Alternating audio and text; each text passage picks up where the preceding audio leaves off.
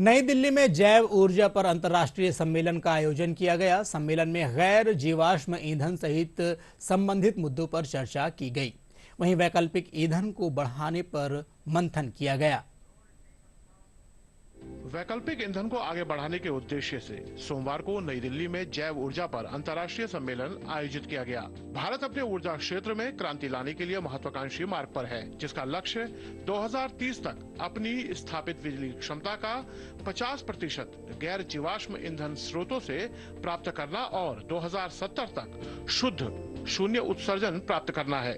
Bioenergy has gained much prominence in recent years, not only as a promising alternative energy source in India to reduce the country's dependence on fossil fuels, but also an avenue of income generation for our rural communities. E100 ईंधन के लिए देश भर के 400 से अधिक खुदरा दुकानों से स्वच्छ ईंधन उपलब्ध कराने में मदद मिलेगी। साथ ही सामाजिक और पर्यावरणीय लाभ भी मिलेंगे। इसका उद्देश्य वायु, जल और भूमि प्रदूषण को कम करना, स्थानीय नौकरियों का सृजन करना और विकेंद्रीकृत आत्मनिर्भर समुदायों को बढ़ावा देना है।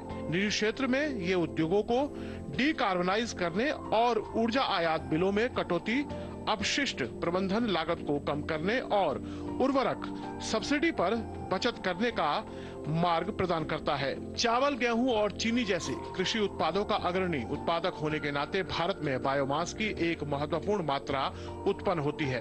वर्तमान में सालाना लगभग 750 मिलियन मीट्रिक टन, जिसमें से 230 मिलियन टन ऊर्जा पुनर्प्राप्ति के लिए उपलब्ध है।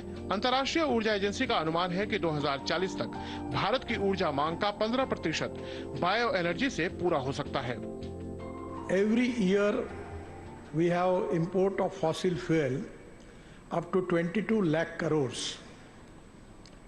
And it is really not only a big problem related with the air pollution, but it is also a big economic problem.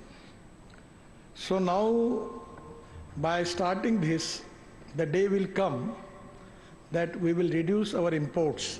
इस दृष्टिकोण के अनुरूप प्रधानमंत्री नरेंद्र मोदी की अध्यक्षता में केंद्रीय मंत्रिमंडल ने हाल ही में बायो E3 नीति को मंजूरी दी है।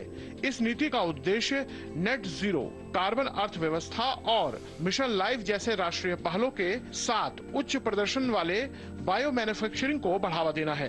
भारत की बायो इकोनॉमी 2014 में $10 बिलियन से बढ़कर 2024 में $130 बिलियन से अधिक हो गई है और 2030 तक $300 बिलियन तक पहुंचने का अनुमान है।